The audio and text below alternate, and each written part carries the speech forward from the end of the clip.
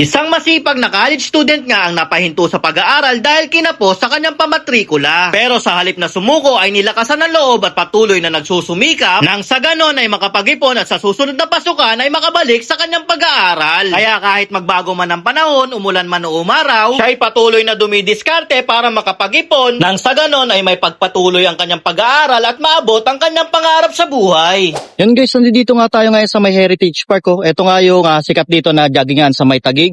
Tapos naispatan natin dito yung nagtitrending ngayon, no, nagtitinda ng musubi. Samahan nyo ako, tikman natin yung musubi ni Kuya dito.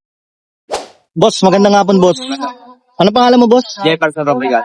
Jefferson. Ikaw yung sumisikat ngayon na sa musubi, no? Yes. Yon, ilan taong ka na? 19 na, basta ka 19 ko lang. Yon, kamusta naman?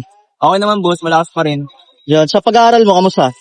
Yun nga boss ayun yung inaano ngayon, sisikapan ko ngayon para makabasa ko ulit ako eh. Bakit? Ang laki ng tuition namin boss. Di kaya? Di kaya boss, pinipilit ko pa rin talaga. Baka siguro ako ngayon. I-stop ka ngayon? Huwag kang mag-alala, mag-pray ka lang. Maabot mo yan. Ito yung mga binibenta mo dito, no? Apo. 40 tsaka 45. Yeah. Yan, yung isa yung walang egg, 40. Tapos yung may egg, 45. Tuwing anong oras ka nandito? Ano boss, Lunes to Wednesday, 4:40 nandito na ako. Yon. Dito ka lang ba puwepesto? Hindi rin, iba-iba ako eh. Yan, saan ka puwepesto minsan? Sa linggo, sa Arcasad ako nun. May kasama ako nun sa... Arcasouth. Nakakailang piraso ka neto sa isang araw? Minsan, pag malakas Monday talaga, 80 pieces. 80 pieces. Yon, sige, pa-order ako, no? Yan guys, nandito nga tayo ngayon sa may Heritage Park at nakita nga natin dito si Kuya, yung nagbebenta ng musubi. Bumili nga tayo sa kanya, nagkakahalaga ng 45 pesos, may egg na yan. At ang maganda pa dito, yan, meron sila ditong only teriyaki. Yan, tignan na natin. Medyo mahirap buksan ha. Pero ayun oh, sulit na sulit oh. Lapad. Yan natin na sauce.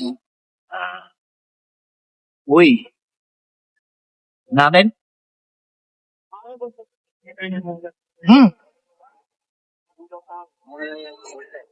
Pasok na sa baldasa ko guys. Sa halagang 45 pesos, sulit na sulit.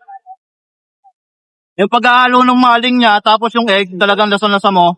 Tapos yung rice niya, ano siya, no? Yung, hindi siya yung hilaw. Tama-tama yung pagluto, masarap. Eh, spam niya, meron siyang egg. Yan, lagyan pa natin ulit. Tignan natin. Medyo naulan na, no? Yan. Naulit natin.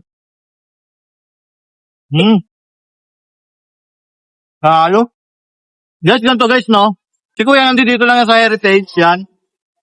Pag nakita nyo, bilan nyo kasi medyo kapos si Kuya ngayon sa tuition niya. Kailangan niya ng pera para makapag-aaral. Tulungan natin yung gantong tao na nagsisikap para makapag-aaral. So ano pang hinihintay nyo? Dayo na kayo dito.